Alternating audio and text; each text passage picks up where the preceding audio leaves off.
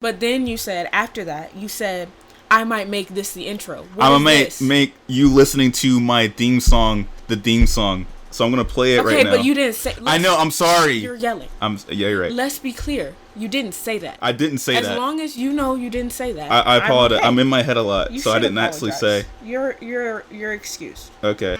You heard this? Have you heard this before?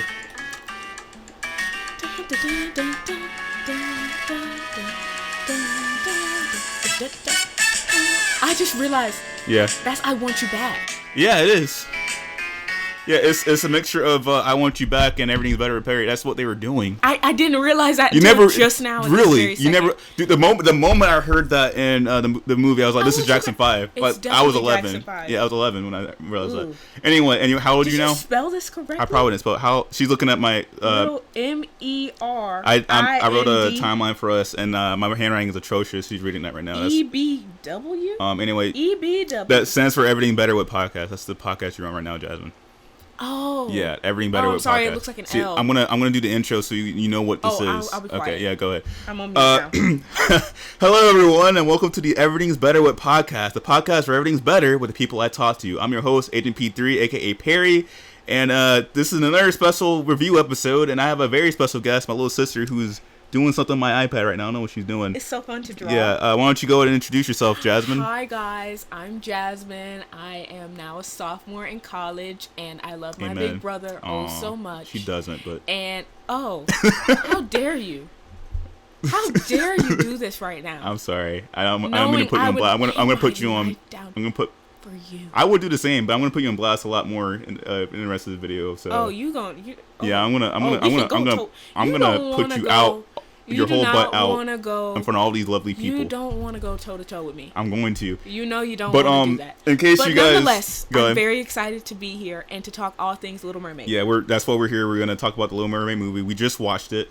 But for those of you guys who didn't know, Jasmyn's actually in one of my videos. She was in my boys video. She asked me to have a little part in it. I don't know why she did. I think because she's about to go off to college or something like that. And she's a person that was like, I know, right, when I was talking about how Queen Maeve was bullying Huey a lot. So that's her. This is the one. This is her Oscar nominated role as my little sister. Who is gonna be winning Oscars? Who? Miss Halle Bailey. Halle Bailey did a really good job. Great segue. Yeah, great segue. Yes. So, reason why I have my little sister on is because we grew up with the Little Mermaid. I think the Little Mermaid is probably the Disney movie that we're most familiar with, because this one right here, you can't see me pointing, but I'm pointing at my little sister. We'll watch this thing religiously. Oh, religiously. Yes. I think I will watch it. I was talking to my mom earlier, or our mom, sorry. Yeah, our mom, I realized that I'm talking to my brother. I was talking to our mom earlier trying to figure out how much I would actually watch this thing, and she was like, you would just watch it on repeat. Like, yes. It would stop, and the movie would go off, and the credits would roll, and you rewind it and start it again. Yes. And I was the same way with the sequels and the prequels. Those awful movies I refuse to watch again. And the albums, like... She watches so much that, like, me as an 8-year-old little boy was brainwashed into liking a princess movie. That's how much she watched it. Yeah, like, but there's nothing wrong with 8-year-old little boys. No, there's nothing wrong. I mean, let's be real. I mean, 2023, there's nothing wrong with that. In 2008, probably. There was nothing wrong. There's nothing wrong with it now. I'm just saying. You might have gotten bullied from it by a bunch of ignorant people. Probably, yeah, but you're right. There was nothing. There's nothing wrong with it. Nothing is ever wrong with anybody liking anything. Nothing wrong with it. But, you know, she would, so unless it's detrimental to somebody's life. Right. So, like, we had, I don't know if anyone has these anymore, but we had those little DVD players that you put in the back of the seat. Yes. Yeah, you remember those? I was thinking about those. Where do they happen to be? I don't know. Every time I see people watch movies in their cars, it's usually in the car. The DVD players in the car themselves. It's not like the little attachments that we had. But yeah, she would just watch them replay every day after school. Would be Little Mermaid, Little Mermaid, Little Mermaid. Every, like, Under the Sea, like 50 times back to back. Like, it was just. She watched it religiously. And I just had to sit there and take it, because, like, she don't watch any of my stuff. Like, I couldn't watch, like, you know, my superhero movies or whatever. Yeah, that's because I was deathly afraid. Yeah, you were so scared of, like, all the superhero movies that I had. But, like, we had to watch Little Mermaid because that's what Jasmyn wanted to watch. And it wasn't scary. You enjoyed it. Stop acting like you didn't like it. I liked it. No, I did. Like you liked it. After maybe the 50th time, I liked it. Now, you know, if you did not like it, we wouldn't have been watching it. Yeah, no, and you know, Little Mermaid still holds up. I watched it again to prepare for this review, just prepare for the movie. And it holds up. Like, it's a very nicely paced movie. Like, the emotions are there. The characters aren't the most in depth. The emotions are definitely there. The the characters aren't like as in depth, but like it's a kids movie, like it, and that's not to put it as detriment. It actually enhances it because how like good the music is and like the writing and all that stuff. But yeah, so let's actually get into like the movie itself. So now you know our background. So we actually also wanted to talk about like our thoughts on like the casting. So if you couldn't tell, because I think we have my profile picture or my profile picture and my sister's profile picture in the video. We're both black. You know. Yes. Yeah, and we're both black and very, very proud. Exactly. Amen. My sister. Yeah, I am your sister. Yeah, you are my sister. Yeah. So when they announced they're doing a Little Mermaid live action remake, I was initially excited. This was before like the remakes got bad, and when the remakes got bad, I was kind of like on the fence about it. And then I want to say maybe 2 years ago, they announced who was playing the Little Mermaid, and I was like, oh my god, my sister is gonna love this movie. I was gonna love the movie. Let me preface this by saying I was gonna love the movie, and I was gonna be in that theater crying no matter who was playing Ariel. But the icing on the cake was that Halle Bailey was so perfect for it. Like, there's no question. If you go watch that movie, she was perfect for that role. Yeah, she was like, probably the best part of the movie. She was undoubtedly the best part of that movie. Like, she was perfect for that role. Like, unbiased, like taking the race out of it, I think she was like the best part of the movie. Like, her acting, her voice, her voice is probably the best part of her acting. Oh my god, I gotta.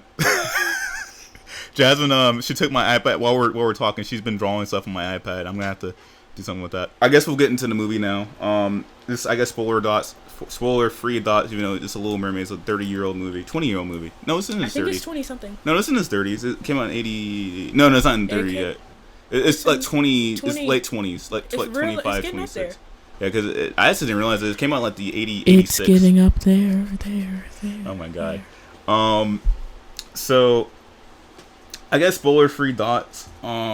It was good. Like I liked it. I thought it was great. Yeah, Jasmyn obviously loved it. Like, oh my gosh, guys! When I tell you, I left the theater sobbing.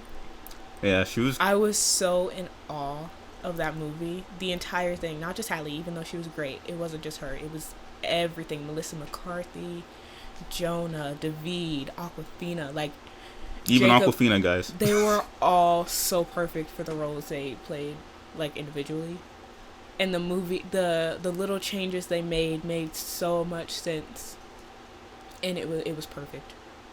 Yeah. I mean, no movie's perfect, but in my eyes, as a biased watcher, it was perfect. I say, like, spoiler-free, they fixed, like, the biggest problem with the original, which is Ariel and Eric's relationship, but they... In my opinion, they butchered the things I liked about the original, which was, like, Sebastian, Triton, and yeah, that's about it. Scuttle didn't really have that much of a character in the original. But we're going to put a pin in this because we have to talk about Awkwafina as Scuttle. Yeah. No, she was good in it. Like, I'm talking about character writing-wise. Oh, yeah. But yeah, but, like, as her performance is actually really good. If you think Awkwafina is annoying, she's perfect as Scuttle. That's perfect. Because... If you think if her voice sounds like nails on a chalkboard to you, that's Scuttle. Yeah, he's an annoying seagull. That's his character. That's her character now. That's her character. Yeah. Like, and if you think she's annoying, then she's perfect. Yeah, she exactly. should be perfect for Scuttle in your head. And she was great as Scuttle. Great. They released the album for this a couple days ago. The least hated song was the Scuttlebutt. The least liked. The least liked song was Scuttlebutt. But it was really cute. Yeah, it was cute. Like, I think people just didn't like it because Awkwafina, but like, or they said Awkwafina was annoying. That's the point of the song. Yeah, it's supposed to be annoying. And I also think it might have felt out of place, like in the album, but like the lead up of those characters and the writing of those characters, like that song makes perfect sense. Yeah. For Awkwafina to come in and just bust out into a rap. Yeah, like, exactly. That made sense for this specific Scuttle. Now, would it have made sense in 1980 something? No, probably not. I think literally the scene was just him talking. Like it was like a 2-second conversation. But 2023, it made perfect sense. Yeah, like. Is this Lin-Manuel's, or however you say his name's best work? Absolutely not. This is not by a mile. It's not number one, but you can very much tell it's him. And it would fit in to any of his productions. Yeah, pretty much. You just change the character names around, and it would fit right in. Yeah, pretty much. But yeah, like, and I guess the CGI characters to me, I wasn't really feeling, and like, those are like the animated characters. Like Sebastian and Flounder kind of felt like just sidekicks, generic sidekicks to me. Like they had a couple of funny lines. Like I think the guy that played Flounder, you told me before we recorded this, he I don't remember the actor's name. Jacob Tremblay. Yeah, he was in Wonder, like which I've never seen that, but they did a good job. And then David Diggs, like David David. My bad. No, David Diggs. David. Oh my God. David Diggs. Saying my Lord's name in vain. Sorry, David Diggs. He did a good job of Sebastian. Like he was in Hamilton, so like he has those chops.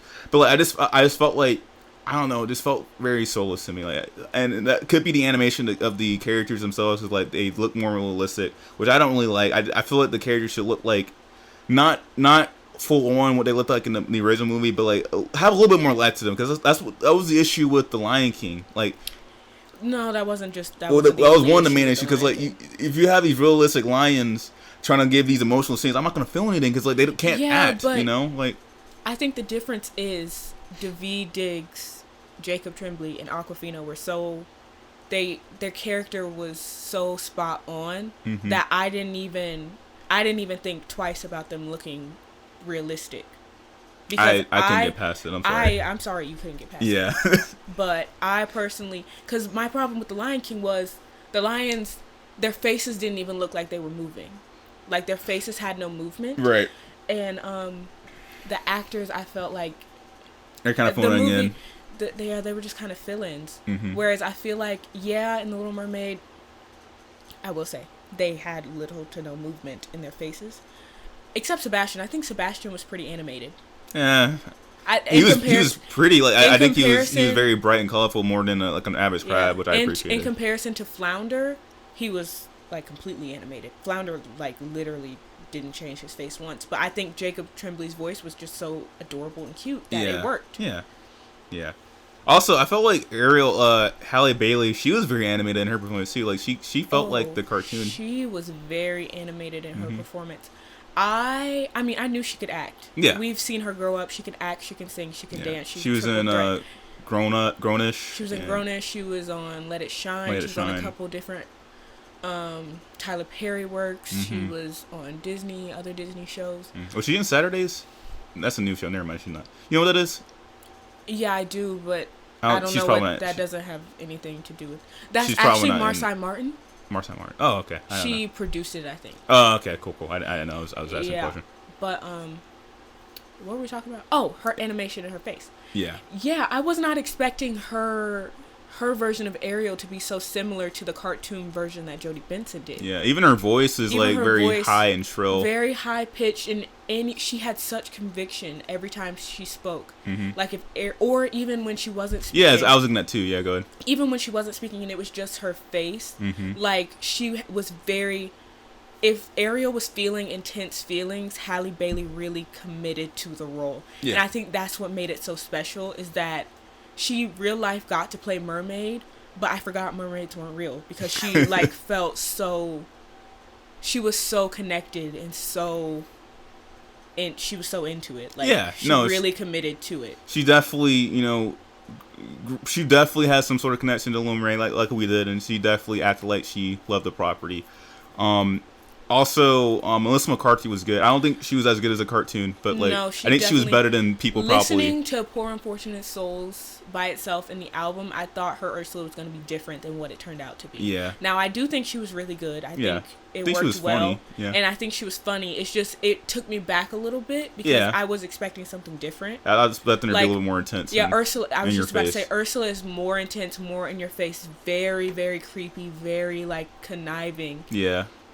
I feel like, I mean, she could have done more of her acting, but there's so much you can do with animation that you can't really do in live action. Yeah, especially because I think those tentacles were CGI, right? Yeah. So like she wasn't even working with the tentacles. Yeah, those were put in post. Probably, yeah. So there's only so much acting you could do with what you're imagining. Yeah. Also, I didn't like, this is a side tangent, it has nothing to do with her performance. I didn't like that her tentacles had a mind of their own. Yeah, me either. Yeah, kind of like, you don't know this, but Doc Ock in Spider-Man 2, they had, his tentacles had a mind of their own as well, and that wasn't like in the comics. It felt and I think they were doing that. Medusa.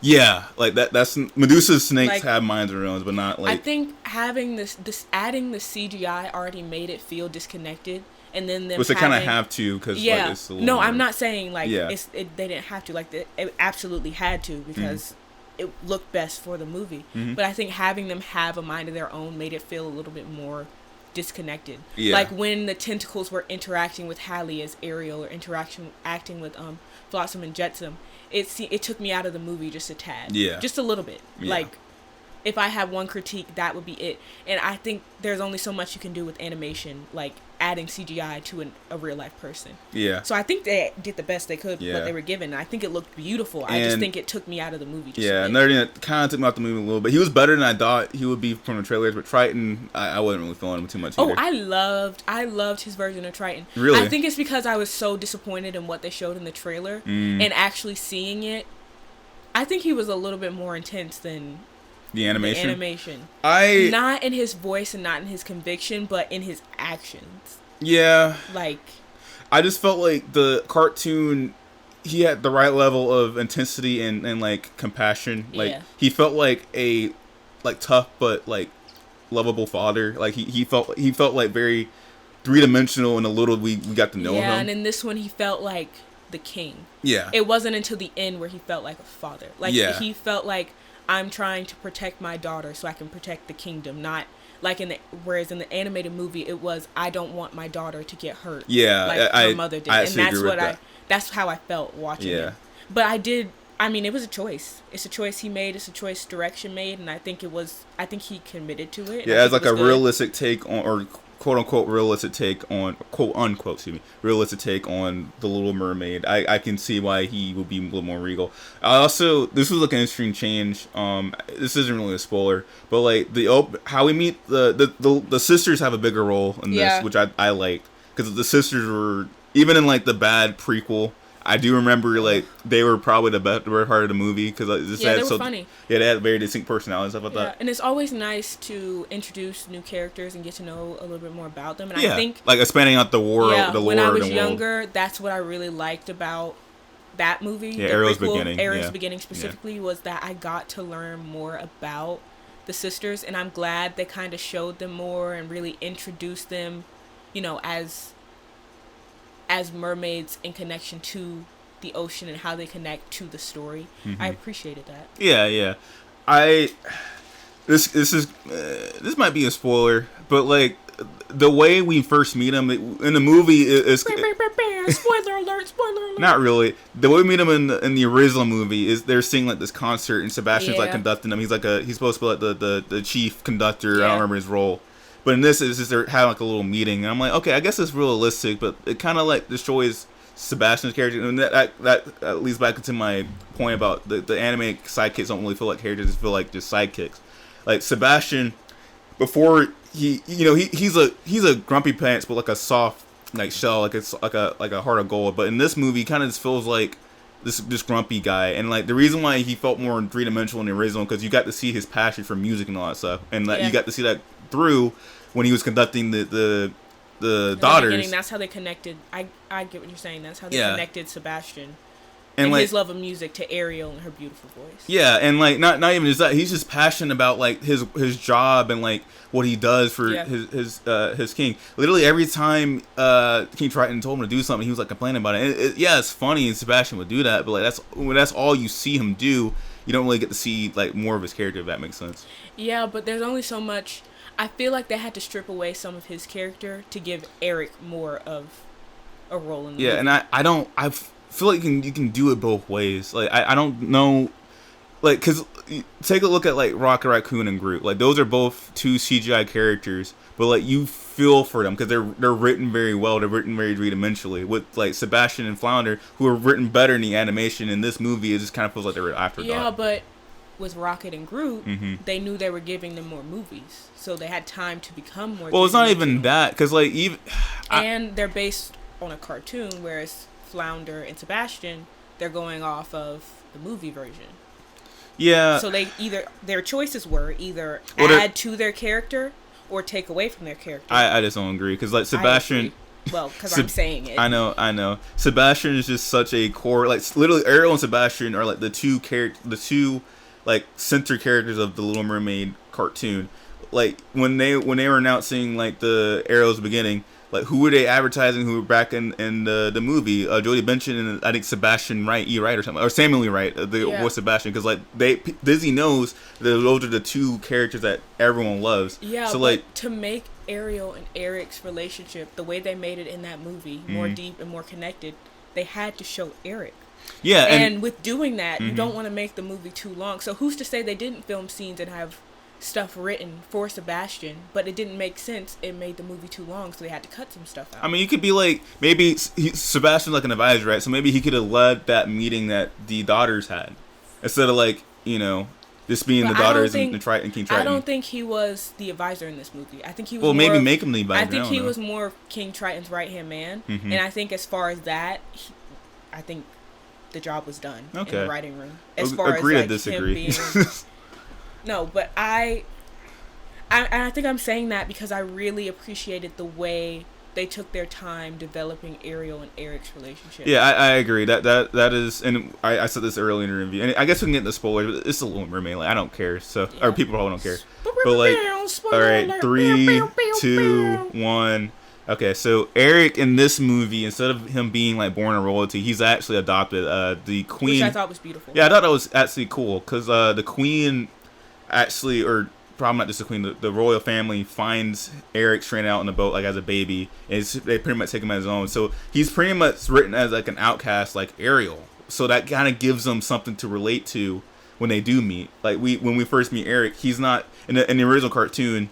His whole struggle was I can remember his whole struggle was I need to find the right girl. That was literally his whole, because he didn't have parents in the first one, so he needed to have somebody, a queen or a princess or whatever, by his side. Right. Whereas in this movie, it wasn't really about that. He was really trying to find Ariel to like thank her for saving his life. Well, before he met Ariel, like he was an adventurer. He's like he's interested in the world like Ariel. Like he just wanted to find new things. Yeah. He wanted to know more about the ocean as Ariel wanted to know more about the land, and it really was a nice parallel. Yeah, I think that, I mean, it's the obvious choice, but sometimes the obvious choice is the best choice. Like I think that was a great way to like kind of get them something in common, get them something to talk about, and like their chemistry is so amazing. I love. Oh my gosh, their chemistry was incredible. Yeah, like, oh my gosh, the chemistry was so good. It had me rooting for them so bad, and I also really liked how the spell Ursula put on Eric was that he couldn't remember that he wanted to be with Ariel, and it wasn't that she was brainwashing him completely. Yeah. So like he still had this longing for Ariel, but he couldn't remember, and I thought that was so beautiful. Yeah, I thought it was beautiful too, and like even like because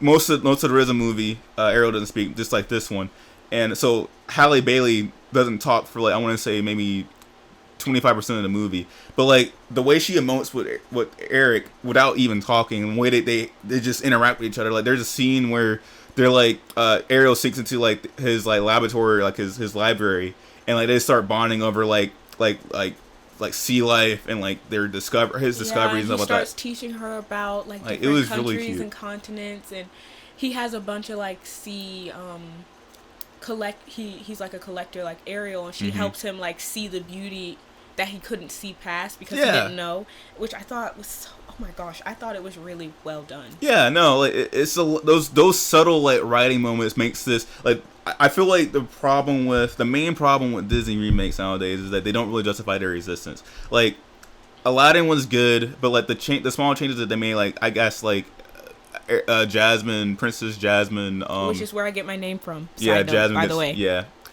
Like the biggest change in that movie, in my opinion, besides like Will Smith shut up, Will Smith being the genie and like whatever other change I can't think. Biggest change in that is Jasmyn, Princess Jasmyn becomes Sultan, and she changes the rules so like the Sultan changing the rule in the original movie, which that was a nice change, but like it doesn't really justify the movie's existence. Whereas this, literally the worst part of the Little Mermaid is fixed by giving them something relatable to talk about in this movie. So like this movie actually justifies its existence by like giving that like small little change. Also, like I felt like I could feel them falling in love. I felt like at first they were just enamored by each other, like they were just intrigued with each other. Like she probably thought he was cute, he probably thought she was cute. But as they got to know each other and had like spent like more than 24 hours together, you could really see them like, oh, like I'm supposed to be with this person. This is not an accident. Yeah. So that made it even more devastating when it all fell apart. Yeah, for sure. Yeah, like in the movie, the original movie, in this movie, Ursula, that's her name, right? Ursula. I thought it was something else. Ursula. Ursula. No, Ursula. Ursula. When she turns into Vanessa, which is like her alter ego, Ursula puts Eric under mind control, and that causes Ariel to believe, oh, he found another girl, and that kind of made them split. And I felt really bad for her. I felt bad for her in the original cartoon, even watching her recently, and I felt bad for her here because it's just like they had such a good relationship, and like, yeah, go ahead. It was sad to. Oh, I was gonna say about Grimsley. Who? Grimsley, the Oh yeah, the butler. Yeah, the butler. But oh yeah, he was like. What wait. We can go to. I was getting ahead of myself. Really. Yeah, go ahead. But yeah, no, I was just saying I felt bad because like even especially in this movie because like they had such a great relationship. They had 2 days together, and I just felt like they were falling in love. Even though I know they're gonna get together at the end of the movie because the Little Mermaid is Disney. But like I did feel bad. I was a little nervous that they weren't though. Okay, because they did do a full fake out towards the end. They did like a blackout, and I was like, that better not be the end. Yeah, so like I guess we're gonna end ourselves, but like I guess cutting to the very end. Things happen like the movie, like Ursula turns big and Eric and Ariel save the day. Also, the details on Ursula's face. Did you see she had gills on her face? Oh yeah. She had gills on her face, sure. And they like grayed out her face more. I wonder how they did that. I mean, CGI. Yeah. Computers. Yeah, but like I wonder makeup. like where the dots had to be so they could put everything and how they got her so big in comparison. Like, well, I mean, this CGI. I get it, CGI. They use a but green like, screen. That's really blue cool. Screen. Well, I mean, it's just like it's movie magic. Like, I don't. But I mean, it's cool that they remade it. Anyway, how the movie. I don't like how you just dismissed me. I'm sorry. You should be. This is for comedy. We're doing a podcast. It's not. I mean, I do this all the time with her. You should be sorry. I cut Jasmyn off all the time when we're talking, but this is for comedy. And while we're walking. And while we're walking too. But we can talk about that later. Oh yeah. Anyway, I'm getting. She's getting. Stop. This is not ASMR. I don't like that. I gotta listen back to this later. Anyway, so how the movie. So they save the day, and then Ariel leaves Eric to go back to save her dad, which we thought he was gonna die too, but no, he was alive. No, I thought he was gone. Yeah, I thought he was gone too, but no, he comes back to life, and then Ariel is like, "Oh, you gave my life for me, or you gave your life for me," and Triton was like, "Oh yeah, I did the same thing too," and she was like, "Eric also helped," and Triton was like, "Yeah, cool. Anyway, and now you're back here where you're supposed to be," and then it just blacks out from that. And I was like, ooh, like that scene right there proves the point we were making earlier about Triton being so like ruler, like because in the original Triton just came back to life. It cut to the scene where Ariel's on the rock. I'll give the movie this as well. Like they gave Triton a little bit more depth. Like in the original, they didn't really explain why Triton didn't like humans, but in this one and in the Broadway show, they explained, Triton's wife got murdered by humans. Love the Broadway show. By the way, the Broadway show is great. I think the Broadway show is a little bit better than the animation, but that's another conversation. We can have that another day. Yeah, for sure. But yeah, no. Overall, I think the movie was good. I think my final verdict is it fixed Ariel and Eric's relationship at the detriment of Sebastian, Flounder, and Scuttle. Sebastian mostly, because I think out of those three characters, Sebastian had the most depth. Like he was like, yeah, and they put them all kind of on the same level. Yeah, exactly. I didn't really like that. And also Triton was a little weaker, even though he got more depth technically. Yeah. But yeah, I would say this movie this is a good remake. I think you should definitely watch this. This is probably up there with. I haven't seen Beauty and the Beast yet, but Beauty and the Beast I heard was a good remake. It was pretty good. This is definitely better. Probably. It's better than Aladdin too.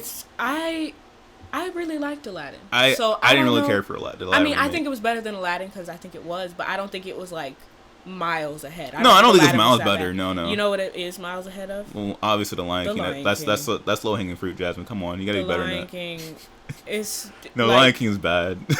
The Lion King is terrible. Dude, quit tangent. So like the only reason I got dragged to watch this in IMAX because I was with like some diehard Beyonce stans. But the only reason why I wanted to watch it in IMAX was to see the Quiet Life, the Circle of Life sequence, which actually was the best part of the movie. And I missed it because incredible. I was in line to get snacks, and this guy who was getting our snacks took too long. By the time we got to the theater, it was over. So I missed the only good part of that movie. The one part you wanted to see. I saw it twice in one day and fell asleep the second time. It's so bad, dude. But yeah, I mean, you know, opinions are subjective. So if you think it was amazing, then that's your opinion. But I don't know. If you thought it was amazing, you haven't seen it really. You're probably like maybe don't like a make 8-year-old assumptions kid. about people. I'm sorry. It's for comedy, but like honestly, but it's not funny. Okay. You look so defeated. Comedy subjective. He looks so defeated, right, everybody. I wish this was a video podcast so I can see you do this. Oh, I flipped her off. Why would you say that? I don't know why I said that. It's for the audience. Now I'm gonna tell on you. It's for the audience. Our parents in the other room. Thank you, Jasmyn, for. Wait, I didn't say my. Oh, sorry. Yeah. Go ahead. I'm so sorry. No, go ahead. I was a basket case full of tears. I know she was crying. I think she was a mess. The part of your world scene really is what, and I mean the whole movie was beautiful, but in that moment when she came down from that big high note she does right before the end of part of your world, that's when I was like, this is slated to be one of the best Disney remakes. Yeah, now I'll admit I was almost about to tear up a little bit when I was playing. Like, go ahead. Her voice, like every time I hear, I have to click not interested every time it comes up on my For You page because I cry every time. So I knew I was gonna cry, but her acting and her conviction and her commitment to it really like set it in for me. She's about to cry right now. Look at her. She's about to cry now. I'm not about to cry. Yeah, her eyes are tearing out. Look at her. Go ahead, if you Jess. would let me finish. Go ahead, Jess. Thank you. And I think the little changes they made fit so well. Obviously, there's no movie that's perfect, especially when it's compared to something that was such a phenomenon in its time. But I think this, as a movie, 2023, I think it made history. I think Halle Bailey she just molded herself. Oh yeah, no, her agents got their work cut out for her. Like she's about to get a lot of work for sure. She's gonna be in Color Purple. Yeah, she's gonna be in Color Purple, which is amazing. I didn't even realize she was in that. Yeah, she's gonna be in that. Yeah.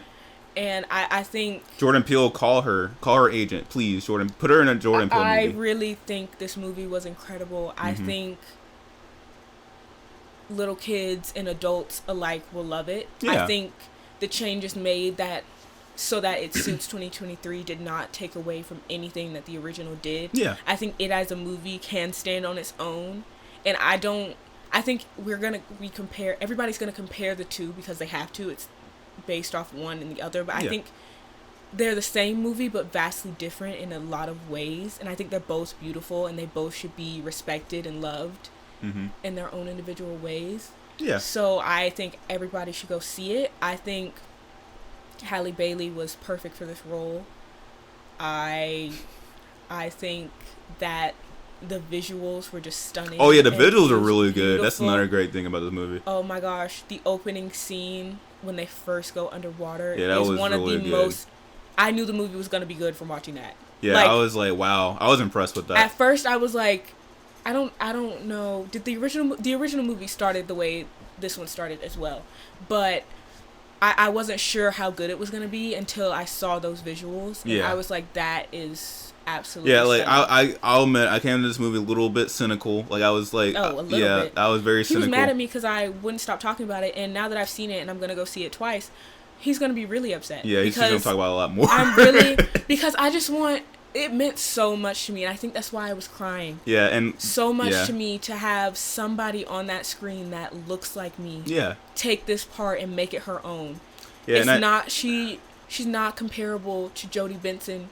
It's not better, it's not worse, it's her own. And I think watching her do that, especially this actress and singer-songwriter that I've grown up watching on TV myself, I think something about that was just so beautiful. And I mean, we all knew I was going to cry, but I think that watching the movie... She was bawling. And seeing... I really was. Because, the way the movie ended was so sentimental, and it taught... I think The Little Mermaid, it was assumed that was the message, but them saying that message out loud and really Triton at the very end, this gave me chills. He said, "You shouldn't have to lose your voice to be heard." To be heard. Yeah, that gave me chills. That's what made me cry. Yeah. Because it's true. Yeah. And Ariel, as a princess, she's so misunderstood because people think she left the ocean to get legs and get a man. She left the ocean because she was, and this movie really digs deep into that. She left the ocean because she was so intrigued by the human world, and she was so. And Eric's like the catalyst for that. Yeah, and the movie was just beautiful. Yeah. And to all the little boys and girls out there, black, white, Asian, Hispanic, like, you can be whatever you want to be. You can be a mermaid. I mean, that was true before this came out. Go out and dive into the sea. You can be a mermaid. You just turn into a mermaid if you dive out to the sea. Okay. Do it now. Kids ages 6 to 11. I'm doing a bit. Kids ages 6 to 11. This is Jordan. You don't want Key and Peele. This is a Key and Peele bit. You ask me this every Kids time you're ages 6 to 11. Go out to the sea right now and dive into the deep end. Gosh, do not. You turn into a mermaid. But go ahead. I mean, that statement was true before this movie came out. I'm not saying this movie made that happen, but for Halle Bailey, a black woman, to be perfect for this role of a mermaid who her skin color really doesn't have anything to do with the story, for her to be so perfect for this role and so amazing and so incredible, I think is inspiring, and I think it will inspire little ones and adults alike. And I think she was amazing, and I think she's flawless and perfect, and we're gonna be best friends. Halle Bailey, yeah, if you're Halle, listening to this, hit me up. I want to be your best friend. Yeah, my sister wants to be your best friend. So, management, yeah. and Chloe too. Yeah, I'll get on that. Halle and Chloe Bailey. Yeah, but yeah, we're gonna be besties. And I'll end on this. 10 out of 10 movie. I recommend everybody go see it. Thank you. I'll end with this. The reason why I wanted my sister to be on this podcast or this episode, because like I from the moment they announced that Halle Bailey was going to be Little Mermaid, I really saw this movie through Jasmyn, like just her relationship with the original movie, and then seeing Halle Bailey as this character that she loves. Like I just get very emotional thinking about what Jasmyn is thinking about, because I attach this movie so much with Jasmyn, and now she has something that she can relate to a lot more with Halle Bailey. So and like the movies, like Jasmyn said, is beautiful, and even though I think my nostalgia goggles weren't all the way on with certain parts, like with like what they did with the psychic characters and like what they did with King Triton a little bit, and like even like I don't really like how they made it. Like, I don't know, there's a lot of issues with the movie, but I think overall it is a good remake. I don't think there were that many issues with the movie. Okay, I know. I know you think that. But no, it's a good movie. I say, watch it. If you want to wait until Disney Plus, I wouldn't blame you, because it's the same story, but I think the way it's told and way it's executed is very well done. If you watch it in theaters, I think you get more out of it. So yeah, and go see it in IMAX. IMAX was really good. I think I'm so glad my first experience watching it was in IMAX. Yeah, it was actually really good in IMAX. So go ahead and watch it. This is a good one, guys. And yeah, thank you, Jasmyn. Thank you for having me. Yeah, no problem. Have anything else to say? Kids ages 11 through 12. You can fly. Go out on your roof and jump off the roof, and you literally fly into the night sky. Well, you might not sprout wings and fly, but you might be able to build an airplane. You can turn into a car. Go out, kids. You might be in a movie where take out your buddy and go out to the freeway. I'm literally doing a bit for You might create flying cars. Yeah. Don't let your imagination stop you. Thank you. And you'll be part of our world. Okay, that was too far. What will I give if I can live out of these waters? What would I pay to spend a day warm on the sand? Sand. Bet you on land. Do you remember that scene in High School Musical where it's hard to believe that I couldn't see that you? I remember that. That I was alone with no one to hold. Oh my gosh. We're going to do a podcast together in the future. Oh, we have to. Yeah. This is fun. Yeah, this is fun. All right, guys. Thank you guys for watching. We got to the end of this, and I will see you guys later. Bye. Bye, guys. Thank you, Jasmyn. You're welcome.